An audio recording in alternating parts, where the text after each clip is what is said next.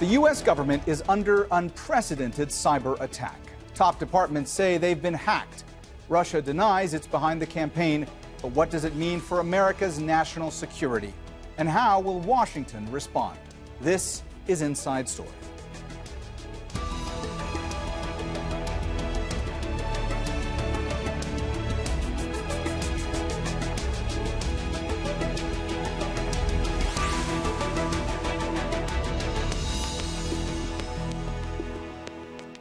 Hello and welcome to the program. I'm Mohammed Jamjoom. U.S. government agencies are rushing to tighten their computer security after they've been hit by a hacking operation described as the worst in American history. More than 40 organizations have been targeted, including the U.S. Energy, Defense, State, and Homeland Security departments. Software giant Microsoft also confirmed it's been affected by the ongoing cyber attack. The hacking operation was uncovered last week, but investigators believe it's been going on for months. U.S. officials suspect it's carried out by Russian hackers and warned of the grave risk it poses to government and private networks. The cybersecurity agency says it'll be hard to undo the damage done to what it describes as the critical infrastructure of federal departments. President Donald Trump has so far remained silent on the matter, while President-elect Joe Biden vowed to deal with the breach as soon as he takes office next month. Russia has rejected accusations that it's behind the cyber attack, with Kremlin spokesman Dmitry Peskov warning Americans not to unfoundly blame the Russians for everything.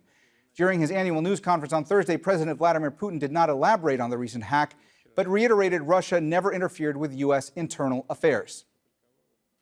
The Russian hackers did not help get the incumbent president elected and did not interfere into the internal affairs of this great power. These are all hoaxes and pretexts to worsen the relations between Russia and the United States. In recent years, the United States has repeatedly accused Russian intelligence of launching cyber attacks on international institutions. An investigation during the 1990s pointed the finger at Moscow for hacking several government agencies, including NASA and the Pentagon, for 3 years. Dubbed the Moonlight Maze attack, officials say the data breach was so enormous that if all the stolen documents were piled up, it would be 3 times the height of the Washington Monument. Between 2015 and 2016, both the CIA and FBI say Russian hackers penetrated Democratic Party computers and gained access to personal emails in a bid to help Donald Trump defeat Hillary Clinton in the election. Since then, Russia has also been accused of disrupting elections in other countries, including Finland, Germany, and the UK. The Kremlin dismisses the allegations, calling them groundless and a witch hunt.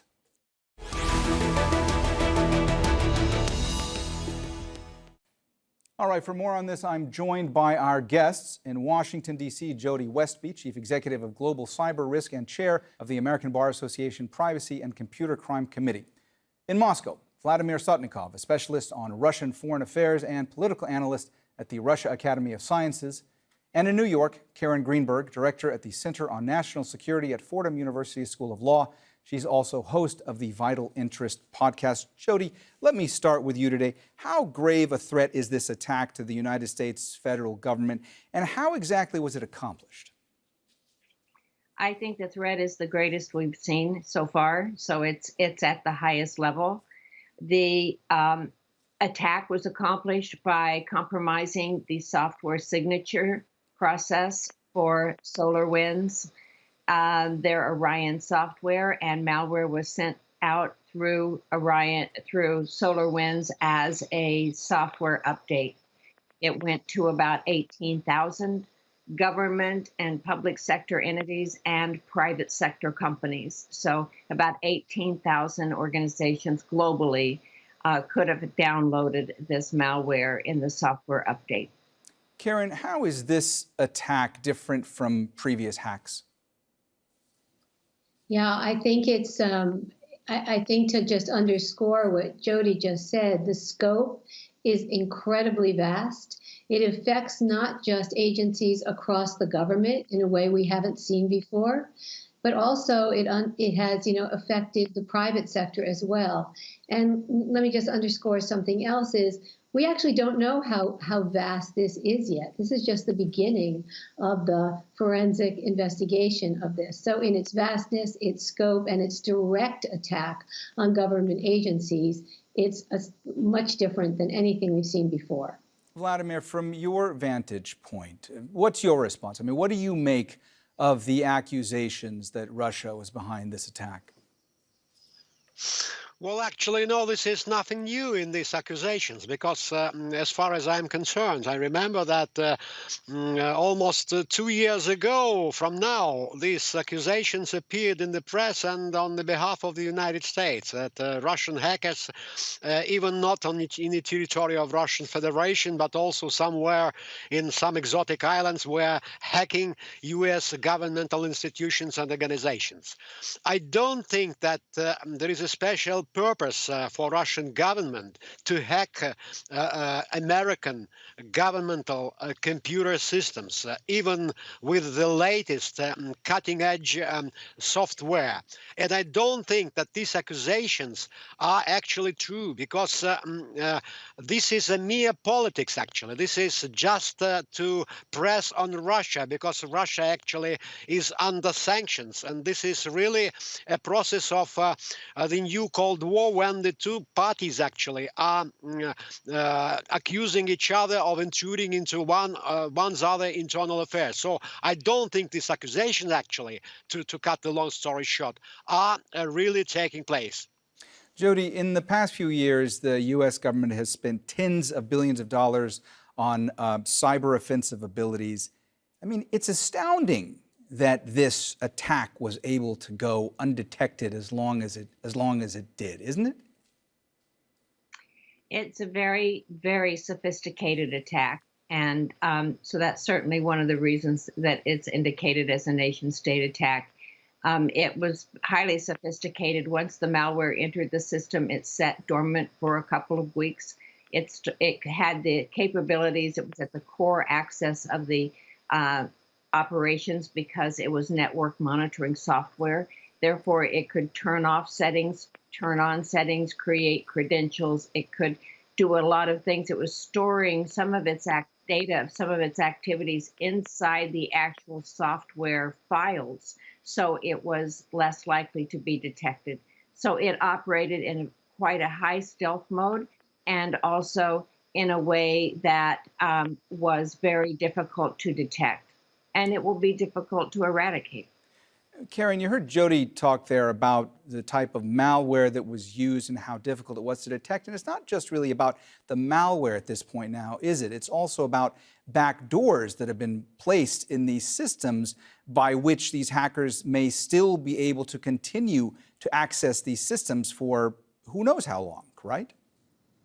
Well, that's right. I mean, even if they stop what they can detect now, what do they do about what's already there and inside the system? So that is incredibly concerning. But, you know, for years, and particularly in the past couple of years, cybersecurity experts inside and outside of government have been calling for ramping up defensive strategies for cyber and talking about the vulnerability writ large of not having mechanisms in place, reporting systems in place. So this is a warning sign of just where our vulnerabilities are and what defenses we've let slide in recent years. So it's one thing trying to address this particular attack and its scope, and it's another thing thinking about how to prevent anything like this happening in the near or far term.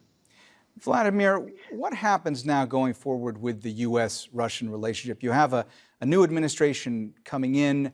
You have now these accusations that Russia is behind this massive, massive hack on the U.S. government and private enterprise in the U.S. Where does it take things? Well, actually, first of all, let me ask my esteemed colleagues from the United States just one small question.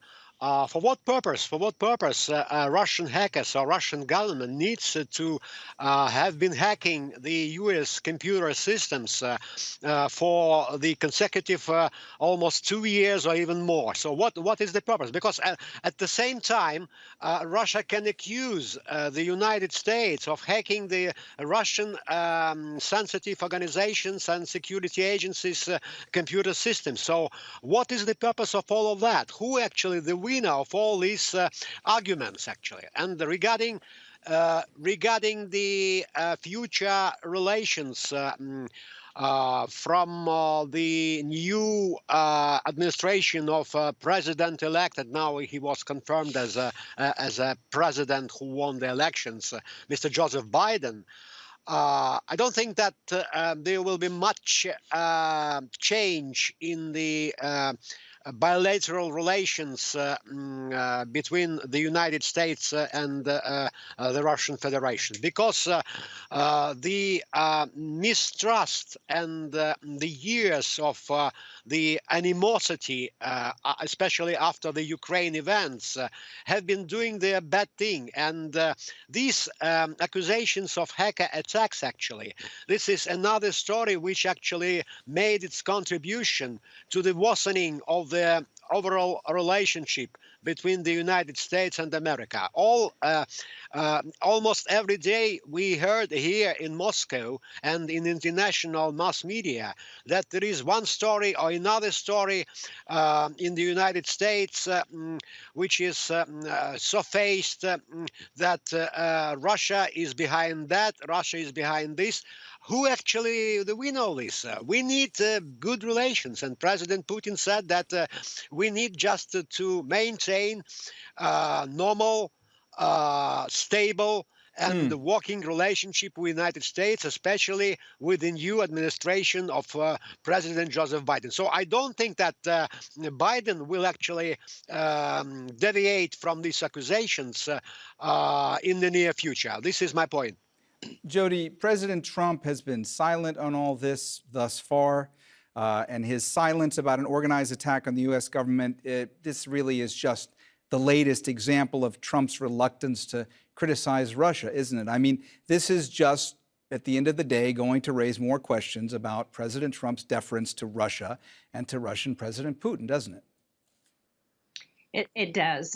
Russia has been emboldened during the 4 years of the Trump administration because, quite frankly, Mr. Putin has played him very well. And so while Putin has been able to take advantage of the U.S. during these 4 years, I do think that will change with the Biden administration.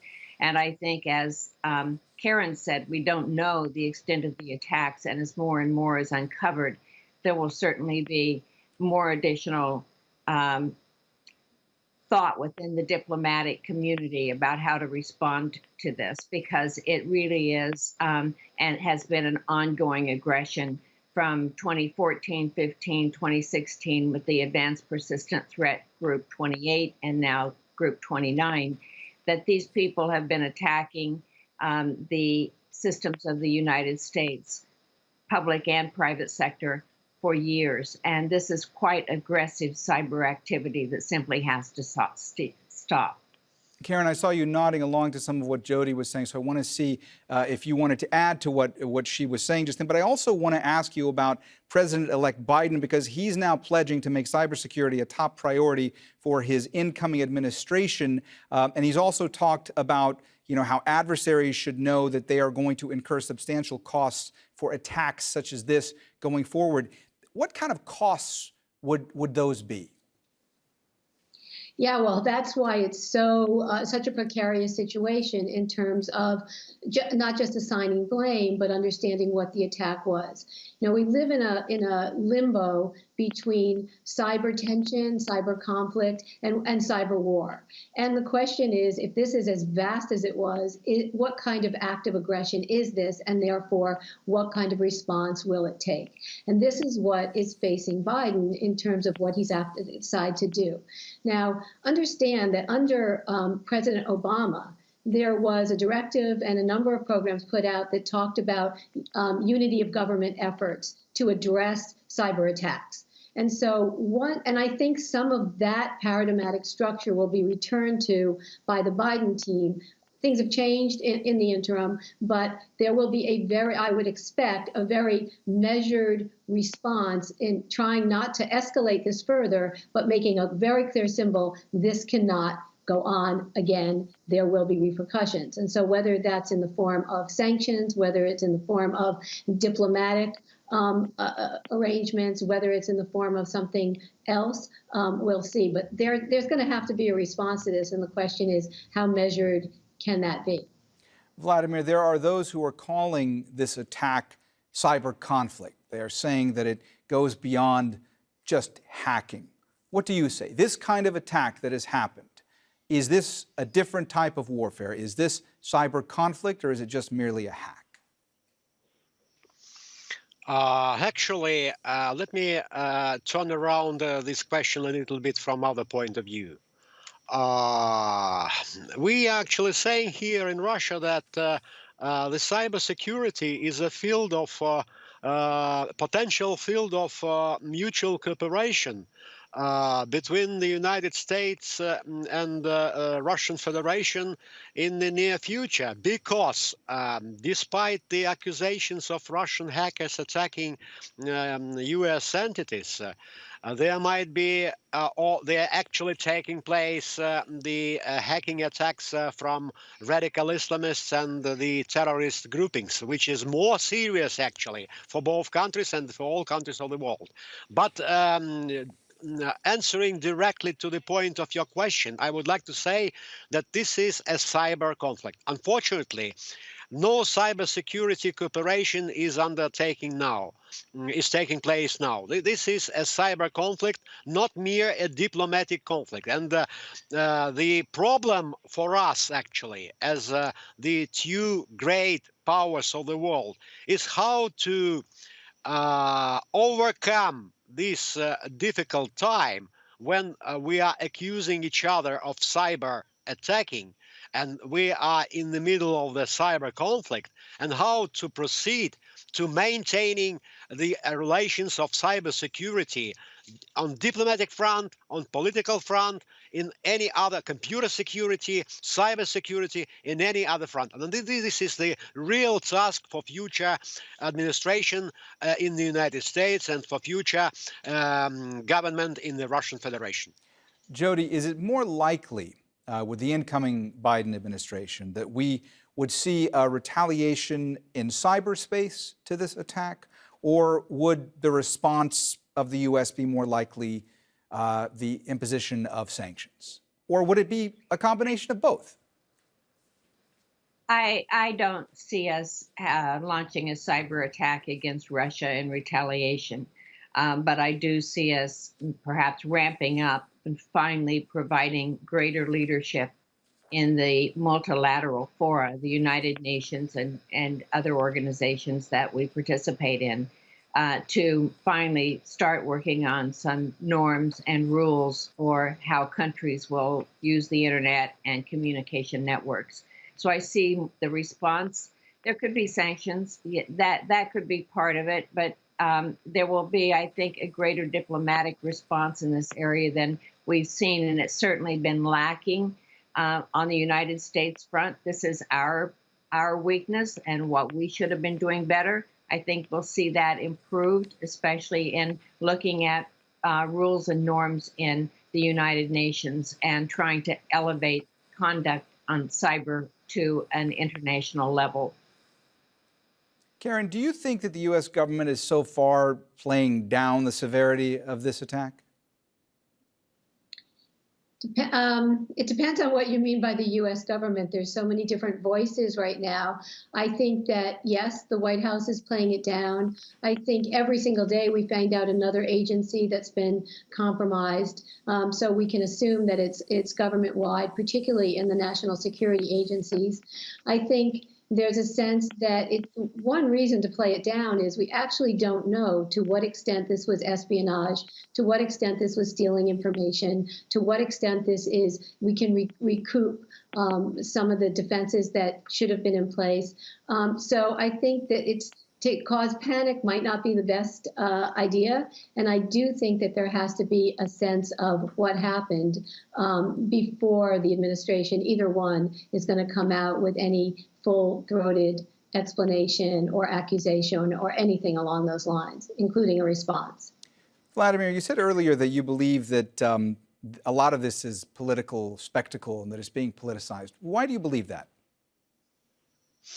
Look what is going right now, and why it is going, and especially very acute right now, because this is a December, on incoming U.S. administration, and this topic of the hacking allegedly on behalf of Russian Federation is very much politicized because there is a strong pressure. I truly believe that from certain political and military circles in the United States on the new administration not to be very mild with Russia, to press on Russia, to continue pressure Russia in the future, and the policy of more sanctions from the Western partners of Russian Federation is just proving that. So I think that this is actually the thing which proves that the very much topic of hacking attacks are politicized, and this is mere, again, I'm just reiterating myself, this is a mere a policy than the actual cyber warfare, or just not to contradicting to my previous statement, cyber conflict, but which is very much politicized. Jody, is there any indication out there that this could have been carried out by any country other than Russia at this point in time? No, at this point in time, I think everyone's quite confident that forensic evidence is showing that this was a Russian nation state-backed attack. And it's from the same group. Actually, this isn't new. This began with Moonlight Maze attacks in 1999. And there have been numerous attacks since then by this same kind of backed Russian intelligence-backed groups. And so this is something that is not a new occurrence, but this is the most serious occurrence. And certainly in the light of what's happened in 2015 forward, that it escalated to a point that it's simply unacceptable and has to be stopped. Karen, in 2018, the White House eliminated the cybersecurity coordinator role. Steps like this that were taken by the White House, is this one of the reasons that the U.S. is in the state that it's in right now?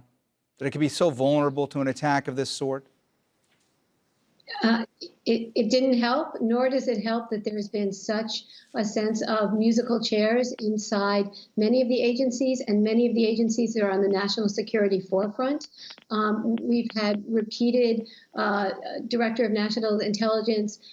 We've had turnover at the highest levels throughout the government. We have the head of the Cybersecurity and Infrastructure Security Agency fired over his disagreement with President Trump over the election. So in a way, there's two things. One, too much vacancy.